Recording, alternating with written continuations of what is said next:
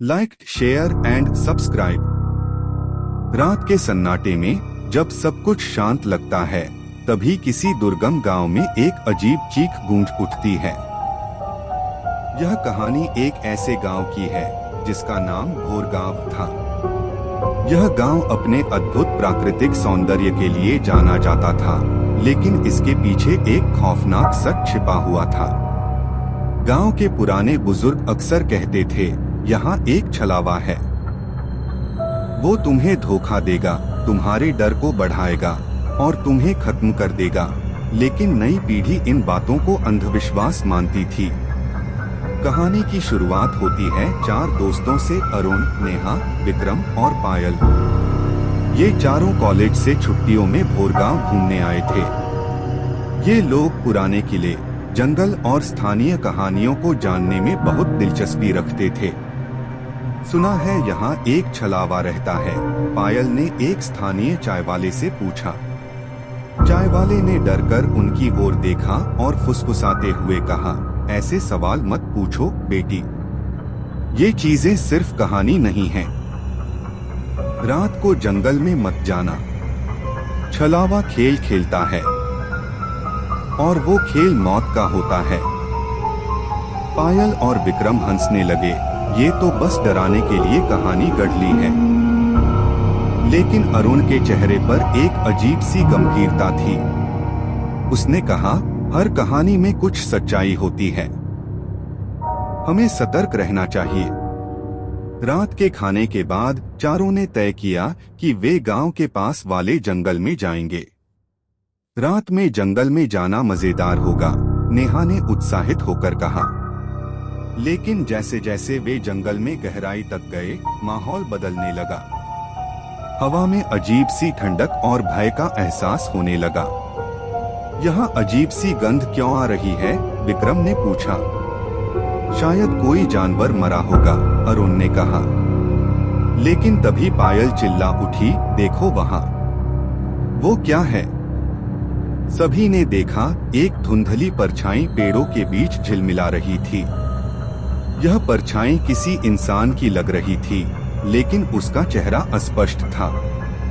कौन है वहाँ? नेहा ने आवाज दी। परछाई हंसने लगी। वह हंसी बहुत भयानक थी, मानो किसी की आत्मा तड़प रही हो। भागो, अरुण चिल्लाया। चारों जैसे तैसे गांव लौट आए, लेकिन उनकी रात की नींद उड़ी हुई थी। अगले दिन गांव वालों ने कहा, तुमने छलावा को देख लिया, अब वह तुम्हारा पीछा नहीं छोड़ेगा।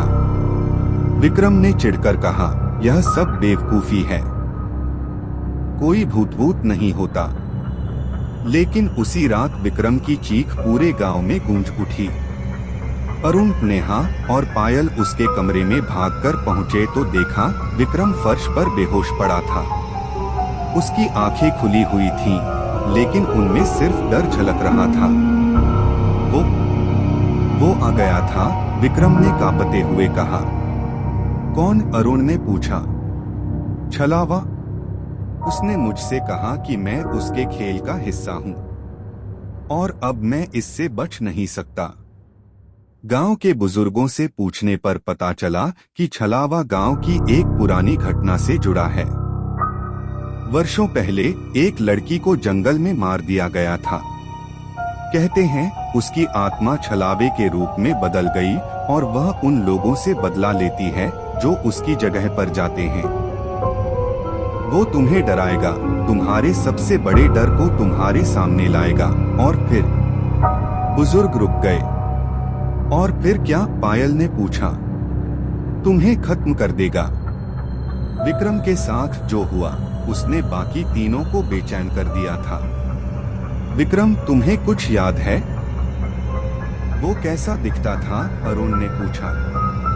विक्रम कांपते हुए बोला, वो दिखता नहीं था, सिर्फ महसूस होता था, जैसे कोई तुम्हारे कान में फुसफुसा रहा हो, पर आवाज हर तरफ से आ रही हो। उसकी आंखें आग जैसी जल रही थीं। उसने मुझसे कहा कि मैं भाग नहीं सकता। नेहा ने एक झटके में कहा, हमें गांव छोड़ देना चाहिए। ये जगह सही नहीं लगती। लेकिन पायल ने विरोध किया, हम भागकर नहीं बच सकते। अगर ये सच में कोई आत्मा है तो ये हमारे साथ कहीं भी आ सकती है। अरुण ने गंभीर होकर कहा, हमें इसका सामना करना होगा, लेकिन इससे पहले हमें इसके बारे में और जानना पड़ेगा। अगले दिन चारों ने गांव के सबसे बुजुर्ग आदमी बाबा हरिराम से मिलने का फैसला किया। हरिराम गांव के पुराने किस्से कहानियों के विशेषज्ञ माने जाते थे। बाबा, छलावे के बारे में हमें सब कुछ बताइए, अरुण ने कहा। बाबा हरिराम ने कुछ देर तक चारों को घूरा, फिर धीरे धीरे बोले, छलावा सिर्फ एक आत्मा नहीं है, वो एक शाप है। यह शाप उस जंगल में हुई एक भयानक घटना से जुड़ा है। कैसी घटना? पायल ने पूछा। बाबा ने कहना शुरू किया, करीब 100 साल पहले इस गांव के पास के जंगल में एक व्यापारी का काफिला लूटा गया था। उस काफिले में एक लड़की थी, उसका नाम तारा था। वह बहुत खूबसूरत और बुद्धिमान थी, लेकिन डाकुओं ने उसे मार डाला। कहते हैं मरने से पहले उसने बदला लेने की कसम खाई थी।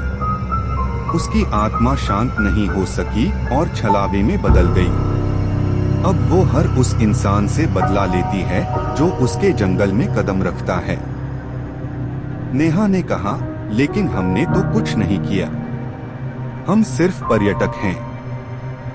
बाबा ने ठंडी आवाज में कहा, तुमने जंगल में कदम रखा और अब वह तुम्हें अपने खेल में खींच चुका है। उस रात चारों ने गांव में ही रहने का फैसला किया।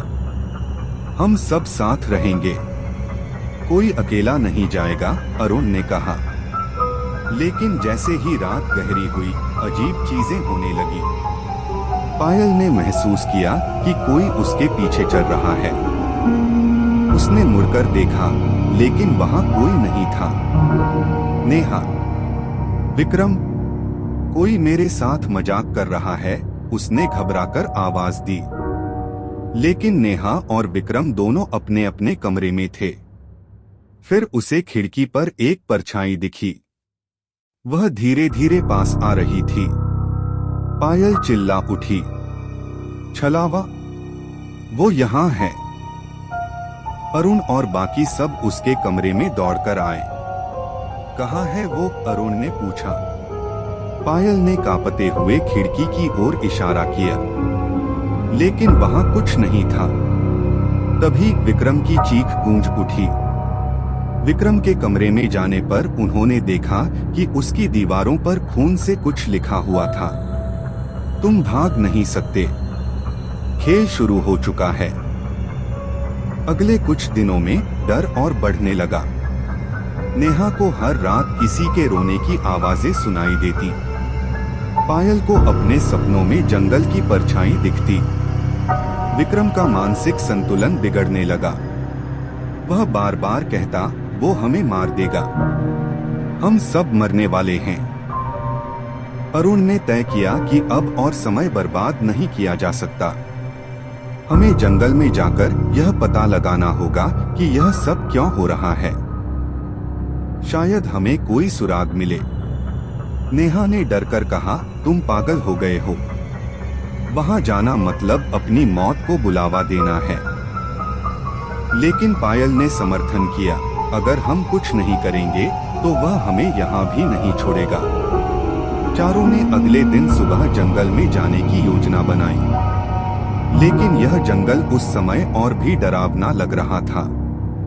हर तरफ सन्नाटा, पेड़ों से लटकती सूखी टहनियां और बीच बीच में आती अजीब आवाजें। अरुण ने एक जगह रुककर कहा, यहाँ जमीन पर कुछ अजीब निशान हैं। ये मानवीय फुटप्रिंट्स लग रहे हैं। निशान उन्हें एक पुरानी टूटी फूटी हवेली तक ले गए। हवेली पूरी तरह से ध्वस्त थी, लेकिन उसमें से अजीब सी गंध आ रही थी। पायल ने कहा, क्या यह तारा का घर हो सकता है? नेहा ने जवाब दिया, शायद, लेकिन मुझे यह जगह बहुत डरावनी लग रही है। तभी हवेली के अंदर से एक बच्ची की हंसी गूंजी। तुम लोग यहाँ क्यों आए? आवाज आई। चारों दोस्तों ने एक दूसरे की ओर देखा। बच्ची की हंसी हवेली के भीतर से बार बार गूंज रही थी। अरुण ने एक गहरी सांस ली और कहा, हमें अंदर जाना होगा। हमें सच का सामना करना ही पड़ेगा। नेहा ने कांपते हुए कहा, यह ठीक नहीं है। यह जगह कुछ गलत महसूस होती है। विक्रम ने धीरे से कहा, चुप रहो और चलो। अगर हम रुक गए तो छलावा हमें यहीं खत्म कर देगा। हवेली के अंदर कदम रखते ही उन्हें ठंडी हवा का झोंका महसूस हुआ। अंदर अंधेरा और सड़ांध भरी गंध थी। टूटे हुए फर्नीचर, दीवारों पर उगती फफूंदी और जमीन पर बिखरी सूखी पत्तियां इस जगह को और डरावना बना रही थीं। जैसे ही चारों ने हवेली के मुख्य कमरे में कदम रखा, दरवाजा अपने आप जोर से बंद हो गया। नेहा चीख पड़ी, किसने दरवाजा बंद किया? पायल ने कहा, यह हवा नहीं थी, यह कोई और है। तभी कमरे के कोने में एक परछाई उभरने लगी। वह धीरे धीरे आकार ले रही थी। यह एक लड़की की आकृति थी, लेकिन उसका चेहरा अस्पष्ट और विकृत था। उसकी आंखों से खून बह रहा था और उसके होठों पर एक डरावनी मुस्कान थी। लड़की ने कहा, तुमने मुझे क्यों परेशान किया? यह मेरा घर है। अरुण ने हिम्मत जुटाकर पूछा, तुम कौन हो? लड़की ने अपनी गर्दन झुकाई और भयानक आवाज में कहा, मैं तारा हूँ। जो भी मेरे जंगल में आता है उसे मैं सजा देती हूँ। तारा ने चारों को अपनी जगह से हिलने नहीं दिया। फिर उसने कहा, तुम सब मेरे साथ एक खेल खेलोगे। अगर जीत गए तो बच जाओगे, लेकिन अगर हार गए। वह जोर से हंसी और बोली, तो तुम्हारी आत्माएं मेरी हो जाएंगी। पायल ने हिम्मत करके पूछा, कैसा खेल? तारा ने जवाब दिया, यह खेल तुम्हारे डर पर आधारित है। हर किसी का डर उसके सामने आएगा और उसे उसका सामना करना होगा। अगर वह डर से बच गया तो वह अगले स्तर पर जाएगा, लेकिन अगर नहीं तो वह यहीं रहेगा हमेशा के लिए।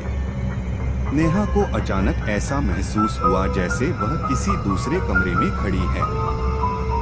चारों तरफ अंधेरा था। उसकी सांसें तेज हो रही थीं। तभी उसे एक झील दिखी। यह वही झील थी जिसमें बचपन में उसका छोटा भाई डूब गया था। वह चीख पड़ी, नहीं, यह नहीं हो सकता। झील के अंदर से एक हाथ बाहर निकला। वह हाथ उसके भाई का था। वह चीखते हुए मदद मांग रहा था, नेहा मुझे बचा लो।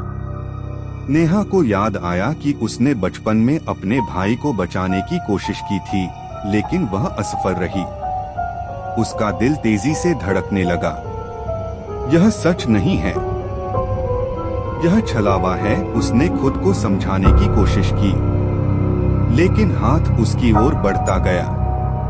नेहा ने अपनी पूरी ताकत जुटाई और चिल्लाई, तुम मुझे डरा नहीं सकते। झील और हाथ गायब हो गए। नेहा ने पहला स्तर पार कर लिया था। विक्रम को अपनी सबसे बड़ी कमजोरी का सामना करना था, ऊंचाई का डर। उसे ऐसा महसूस हुआ जैसे वह किसी गगनचुंबी इमारत की छत पर खड़ा है। चारों तरफ तेज हवाएं और नीचे गहराई। नहीं, मैं यहाँ नहीं हो सकता, उसने घबराकर कहा। तभी उसे एक आवाज सुनाई दी, कूदो विक्रम, यह तुम्हारा डर है। उसने अपने पैरों के नीचे की जमीन को हिलते हुए महसूस किया। वह गिरने वाला था, लेकिन उसने अपनी आंखें बंद की और कहा, यह असली नहीं है, यह सिर्फ मेरा डर है। मैं इसे हरा सकता हूँ। जमीन स्थिर हो गई। विक्रम ने भी स्तर पार कर लिया। पायल का डर सबसे व्यक्तिगत था। वह अपने माता पिता की मृत्यु के लिए खुद को दोषी मानती थी। उसे अचानक अपने पुराने घर में खड़ा पाया। उसके सामने उसके माता पिता थे जो उसे घूर रहे थे। तुम्हारी वजह से हमारी मौत हुई, उन्होंने कहा। पायल की आंखों से आंसू बहने लगे। नहीं, यह सच नहीं है। मैं छोटी थी, मैं कुछ नहीं कर सकती थी। लेकिन उनकी आवाज तेज होती गई। तुम दोषी हो। पायल ने अपनी पूरी ताकत जुटाई और चिल्लाई, नहीं, यह मेरी गलती नहीं थी। यह सिर्फ एक हादसा था। उसके माता पिता की छवियां गायब हो गईं। पायल ने भी अपना डर पार कर लिया। अब बारी अरुण की थी। लेकिन उसका डर क्या था? तारा ने कहा, तुम्हारा डर तुमसे छुपा नहीं है। अब इसे देखो। अरुण को अचानक ऐसा महसूस हुआ जैसे वह अकेला है। उसके दोस्त गायब हो गए। चारों तरफ अंधकार था। मैं अकेला नहीं हूँ। मैं हमेशा अपने दोस्तों के साथ रहता हूँ, उसने कहा। तभी उसे अपने दोस्तों की चीखें सुनाई दी। अरुण, बचाओ हमें। उसने चारों ओर देखा, लेकिन उसे कोई नहीं दिखा। यह सिर्फ एक भ्रम है। मैं इसे हरा सकता हूँ, उसने खुद को समझाया। अचानक रोशनी हुई और वह अपने दोस्तों के पास वापस आ गया। उसने भी अपना डर पार कर लिया। तारा चारों के सामने प्रकट हुई। उसने धीमे से कहा, तुमने खेल जीत लिया। लेकिन इसका मतलब यह नहीं कि तुम बच गए। छलावा हर जगह है। जब तक इस शाप का अंत नहीं होता, तुम पूरी तरह सुरक्षित नहीं हो सकते। अब सवाल यह है कि क्या चारों इस शाप का अंत कर पाएंगे? तारा की भयानक हंसी हवेली में गूंज रही थी। चारों दोस्तों को यह महसूस हो गया था कि यह खेल अभी खत्म नहीं हुआ है। तारा ने एक ठंडी आवाज में कहा, तुमने पहला चरण जीत लिया।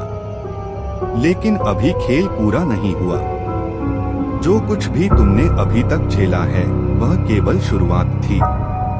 अरुण ने हिम्मत जुटाकर पूछा, तुम चाहती क्या हो? हमें क्यों सजा दे रही हो? तारा की आंखें जलने लगीं और उसने गुस्से से कहा, मुझे इंसानों से नफरत है। तुम सब झूठे हो, धोखेबाज हो। मेरी आत्मा कभी चैन नहीं पा सकती, इसलिए अब तुम सबको मेरे दर्द का एहसास होगा। तारा ने हवेली के एक कोने की ओर इशारा किया, जहां से एक गुप्त दरवाजा खुला। वह दरवाजा सीढ़ियों के नीचे किसी गहरे और अंधेरे तहखाने की ओर जा रहा था। तुम सबको इस तहखाने में जाना होगा। यह खेल का दूसरा चरण है। अगर तुम इसे पूरा कर पाए तो शायद तुम बच जाओ। नेहा ने डरकर कहा, हम क्यों जाएं? हमें यहाँ से भागना चाहिए। लेकिन जैसे ही उसने दरवाजे की ओर कदम बढ़ाया, तारा ने हवा में अपना हाथ घुमाया और दरवाजे अपने आप बंद हो गए। तुम अब कहीं नहीं जा सकते। खेल में फंसे हो। अरुण ने गहरी सांस ली और कहा, हमें नीचे जाना होगा। यह हमारी आखिरी उम्मीद है। चारों ने नीचे उतरना शुरू किया। सीढ़ियां बहुत लंबी और संकरी थीं।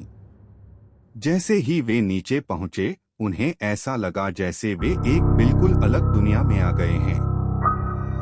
तहखाना एक विशाल गुफा जैसा था। दीवारों पर अजीबोगरीब चित्र बने थे, खून से सने चेहरे, टूटे हुए शरीर और भयानक आंखें। यह जगह कुछ अलग है। यह सिर्फ तहखाना नहीं है, यह तारा की कैद है, पायल ने कहा।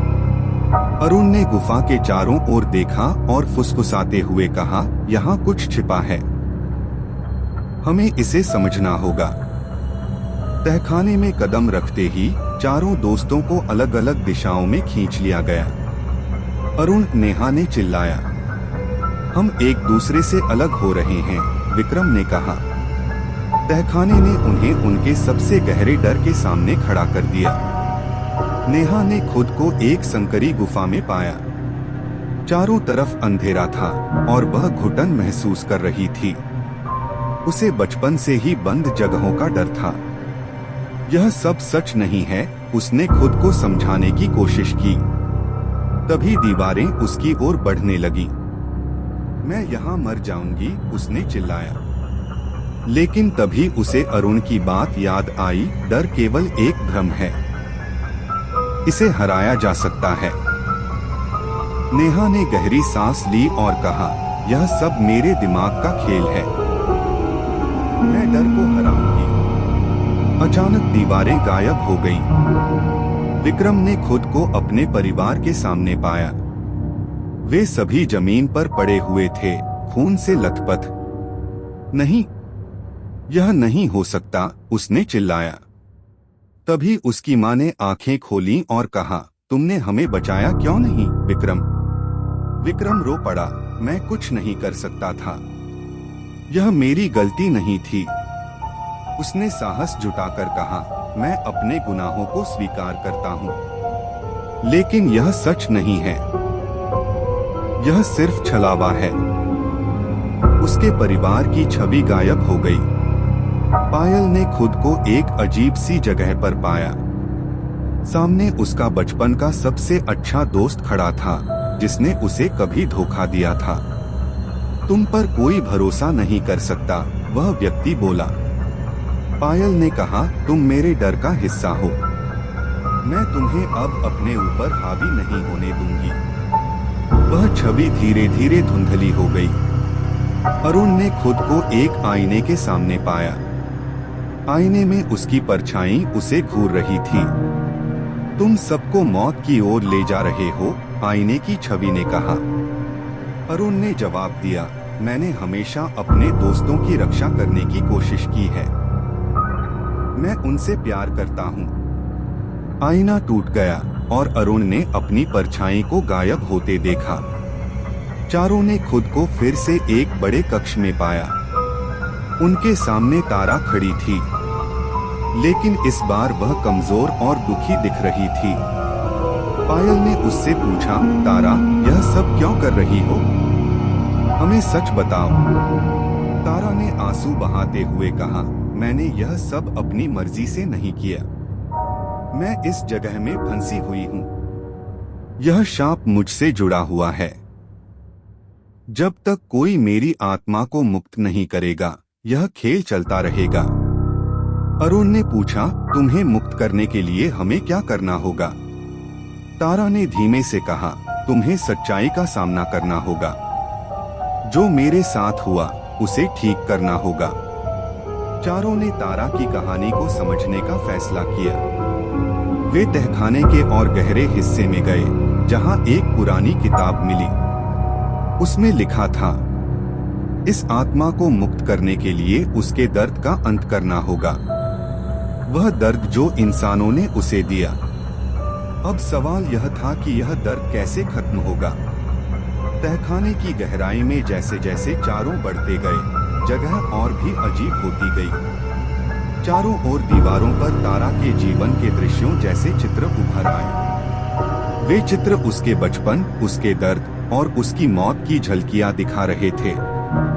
नेहा ने धीरे से कहा, ये सब उसके साथ हुआ था। यह कितना दर्दनाक था। अरुण ने दीवारों को ध्यान से देखा और कहा, तारा को इंसानों ने इस स्थिति में पहुंचाया। शायद हमें उसकी कहानी को पूरी तरह समझना होगा। पायल ने सहमति में सिर हिलाया, और उसकी आत्मा को शांत करने के लिए हमें कुछ करना होगा।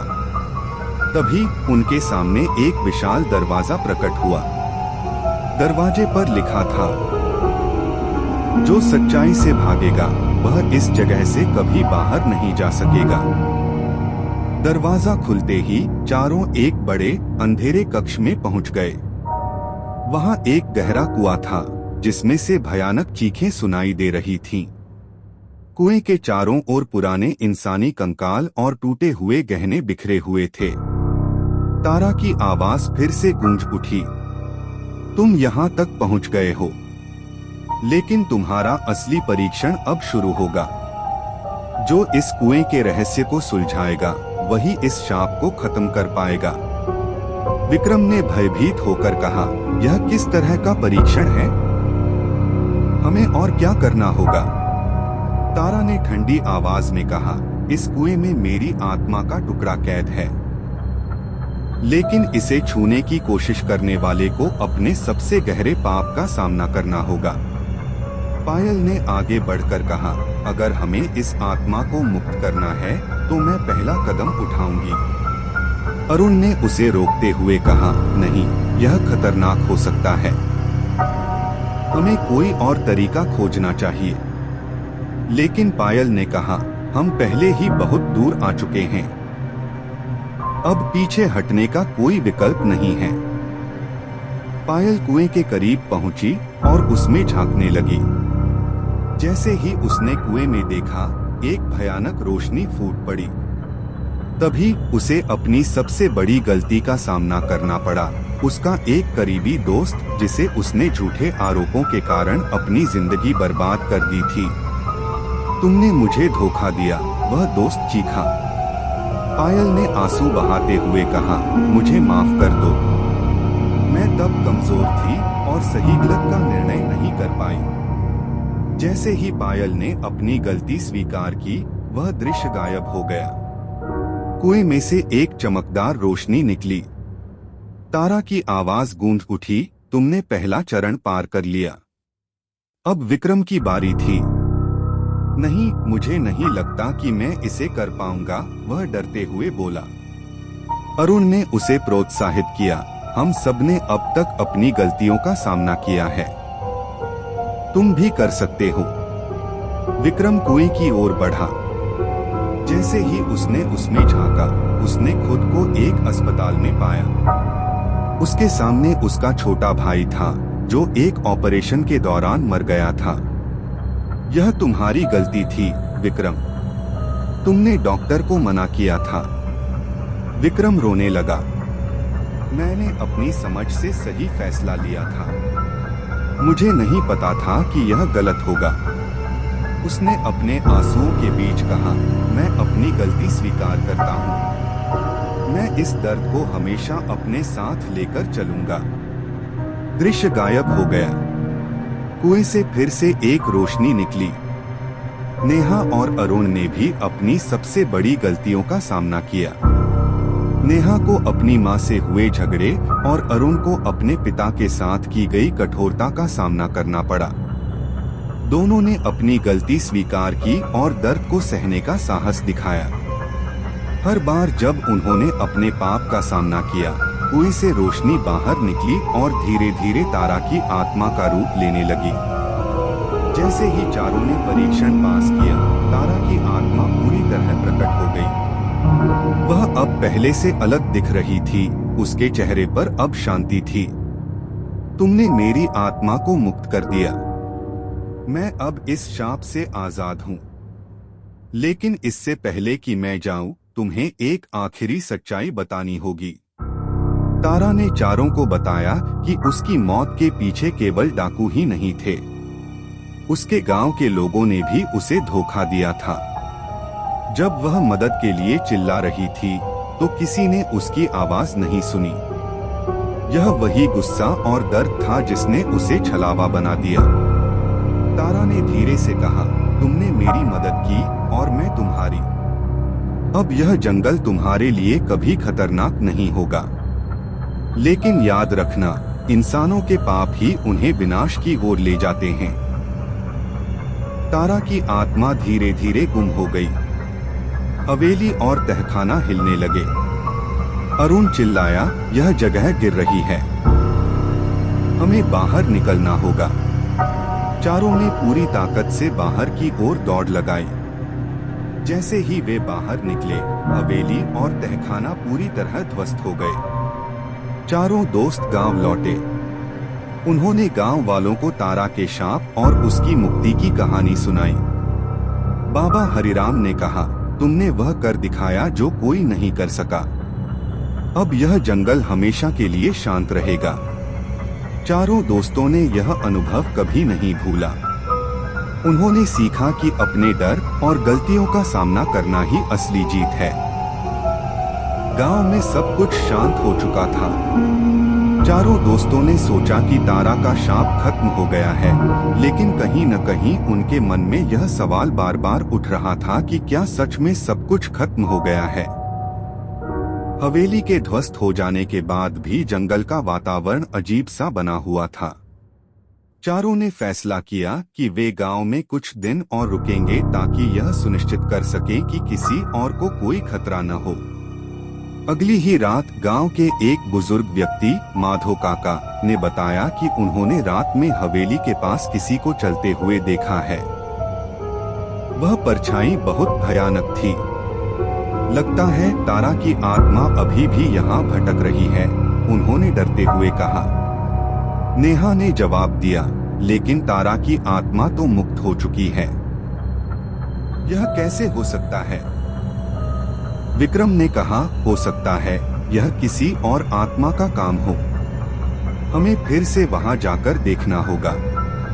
अरुण ने गहरी सांस ली और बोला, हमने जो देखा और महसूस किया वह केवल तारा से जुड़ा नहीं हो सकता। यह जंगल और हवेली के साथ जुड़ा कुछ बड़ा रहस्य है। हमें इसे पूरी तरह सुलझाना होगा। चारों ने गांव के सबसे बुजुर्ग व्यक्ति बाबा हरिराम से संपर्क किया।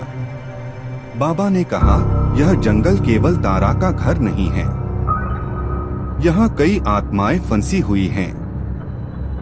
यह स्थान एक पुराने शाप से ग्रस्त है। जब तक उस शाप का अंत नहीं होगा, ये आत्माएं यहाँ से मुक्त नहीं हो सकती। नेहा ने पूछा, यह शाप कैसे लगा? बाबा ने एक पुरानी कहानी सुनाई। सैकड़ों साल पहले यह गांव एक समृद्ध स्थान था, लेकिन एक लालची जमींदार ने यहाँ के गरीब लोगों पर अत्याचार किए। जब लोगों ने उसका विरोध किया तो उसने उन्हें जिंदा जला दिया। मरते समय उन लोगों ने शाप दिया कि यह स्थान कभी शांत नहीं रहेगा। पायल ने डरते हुए पूछा, क्या तारा भी उन्हीं आत्माओं में से एक थी? बाबा ने सिर हिलाते हुए कहा, तारा उस शाप का हिस्सा थी, लेकिन वह अकेली नहीं थी। यह सुनकर चारों ने फैसला किया कि उन्हें फिर से जंगल में जाकर छानबीन करनी होगी। अगली रात वे सब हथियारों और मशालों के साथ जंगल की ओर बढ़े। हवेली की जगह अब एक बड़ा गड्ढा बन चुका था, लेकिन वहां की मिट्टी से धुआं निकल रहा था। जैसे ही वे गड्ढे के पास पहुंचे, एक अजीब सी आवाज गूंजने लगी, तुमने तारा को मुक्त कर दिया, लेकिन हमारे दर्द का क्या? चारों ने चारों ओर देखा, लेकिन उन्हें कुछ नहीं दिखा।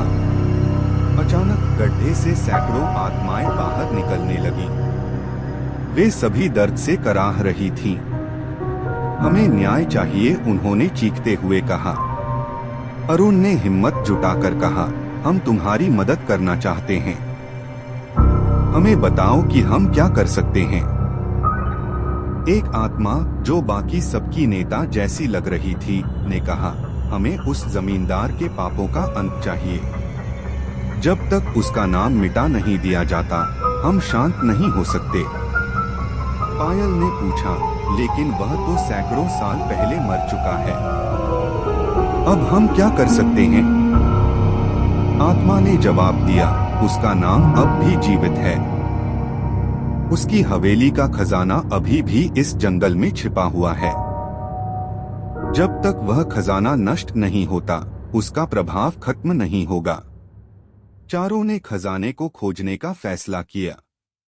आत्माओं ने उन्हें बताया कि खजाना जंगल के सबसे पुराने हिस्से में छिपा हुआ है, जहां कोई जाने की हिम्मत नहीं करता। वह स्थान बहुत खतरनाक है। वहां केवल वही जा सकता है जो अपने जीवन को दांव पर लगाने के लिए तैयार हो, आत्मा ने चेतावनी दी। नेहा ने कहा, हमने पहले भी डर का सामना किया है, हम इस बार भी सफल होंगे। विक्रम ने मशाल उठाई और कहा, तो चलो उस खजाने को ढूंढते हैं और इस शाप को खत्म करते हैं। जैसे ही चारों जंगल के गहरे हिस्से में पहुंचे, उन्हें लगा जैसे कोई लगातार उन्हें देख रहा है। यह जगह बिल्कुल अलग महसूस हो रही है, पायल ने फुसफुसाते हुए कहा। तभी एक भयानक चीख गूंजी, और उनके सामने एक विशाल काले साए ने आकार ले लिया। तुम इस खजाने तक नहीं पहुंच सकते, यह मेरा है। अरुण ने चिल्लाकर कहा, यह जमींदार की आत्मा है, यह अब भी यहाँ है। साया अचानक हवा में उठ गया और चारों पर हमला करने लगा। चारों ने साए से लड़ने की कोशिश की, लेकिन हर बार वह और ताकतवर हो जाता। नेहा ने अचानक ध्यान दिया कि पास में एक पत्थर पर कुछ लिखा हुआ था। खजाने को खत्म करने के लिए इसे आग में जलाओ। उन्होंने साए को भटकाने की योजना बनाई। विक्रम और पायल ने उसे उलझाए रखा, जबकि अरुण और नेहा खजाने को ढूंढने में लग गए। आखिरकार उन्हें एक पुरानी लकड़ी का संदूक मिला, जिसमें सोने और गहनों का अंबार था। नेहा ने मशाल उठाई और कहा, यह खजाना ही इस शाप का कारण है, इसे जलाना होगा। अरुण ने सहमति में सिर हिलाया और उन्होंने खजाने को आग के हवाले कर दिया। जैसे ही खजाना जलने लगा, जंगल में रोशनी फैल गई। साए ने एक अंतिम चीख मारी और गायब हो गया।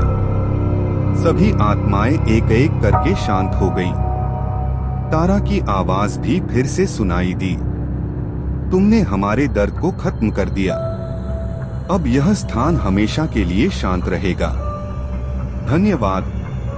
जंगल में शांति लौट आई थी। हवेली का मलबा, तहखाने का अंधेरा और वह रहस्यमय गड्ढा, सब कुछ अब साधारण लगने लगा था।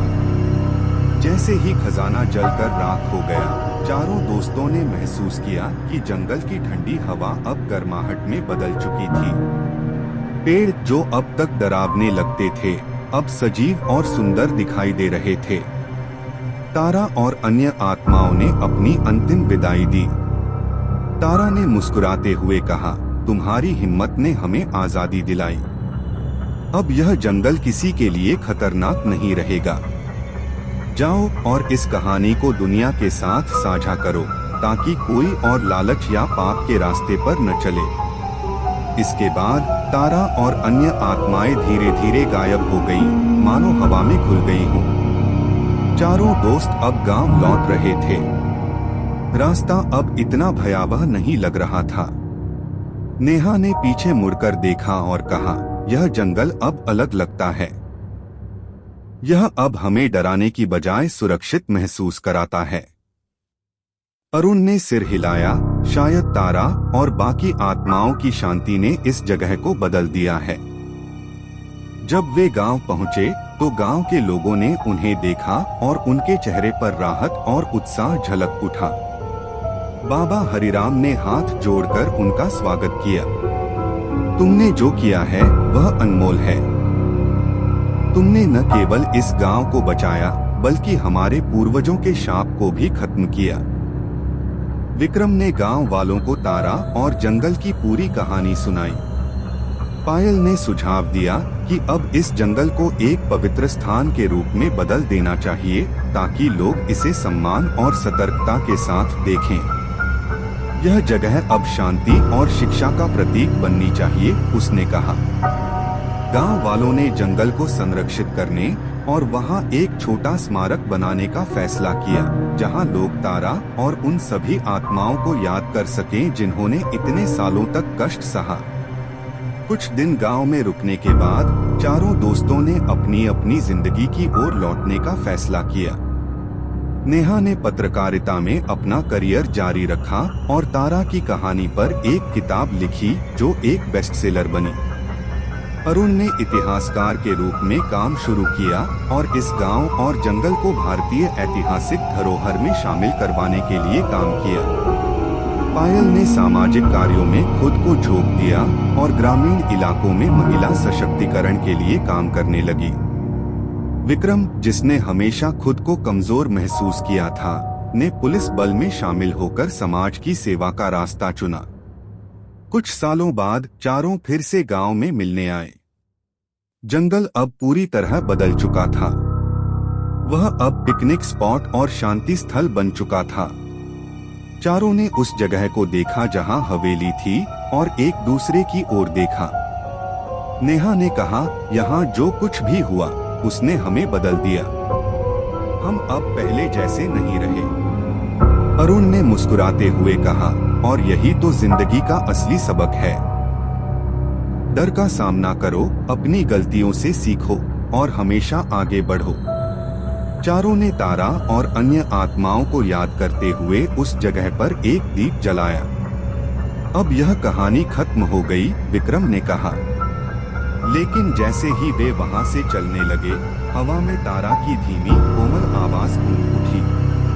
कहानी खत्म नहीं होती, यह बस नए सिरे से शुरू होती है। Like, share and subscribe.